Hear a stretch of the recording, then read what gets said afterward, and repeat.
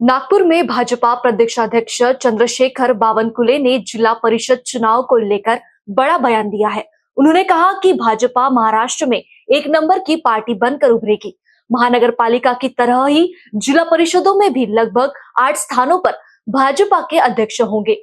Double engine सरकार की विकास योजनाओं को जनता तक पहुंचाया गया, जिसका सकारात्मक असर ग्रामीण क्षेत्रों में देखने को मिला। बावनकुळे ने कहा कि चुनाव प्रचार के दौरान ग्रामीण जनता राज्य और केंद्र सरकार के साथ मजबूती से खड़ी रही।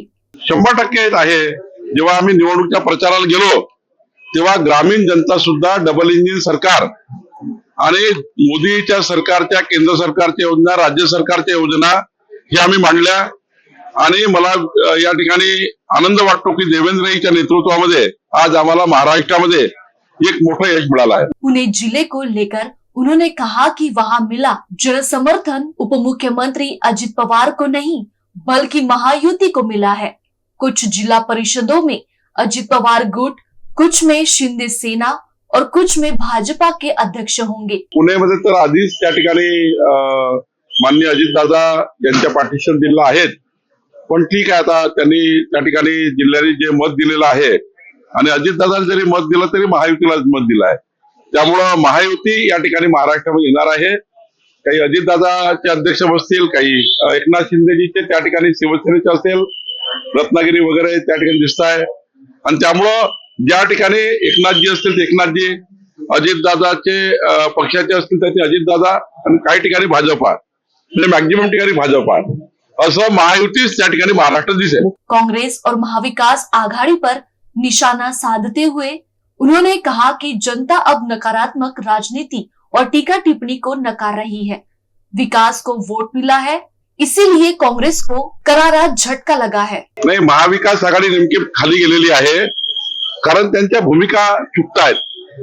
टीका टिप्पणी करण्याच्या भूमिकेने आता महाराष्ट्र मत देत नाही, महाराष्ट्र विकासाला मतदान करतं, त्यामुळे टीका टिप्पणीवर काही मतदान मिळणार नाही, निगेटिव्ह बोलून मतदान मिळणार नाही आणि मोठ्या प्रमाणावर काँग्रेसचा प्रचार हा निगेटिव्ह टीका टिप्पणी, व्यक्तिगत टीका टिप्पणीवर आधारित होता, त्यामुळं जनतेने त्यांना नाकारलाय। शरद पवार गुट को लेकर उन्होंने आत्म मंथन की सलाह दी। शरद पवार साहेब हे त्या ठिकाणी महाविकास आघाडीला मार्गदर्शन करण्यामध्ये मला वाटतं कमी पडले आणि केले असेल तरी मला वाटतं जे काही निकाल आहे ते निकाल अत्यंत चुकीचे आहे, म्हणजे अत्यंत वाईट आलेले आहेत महाविकास आघाडीला।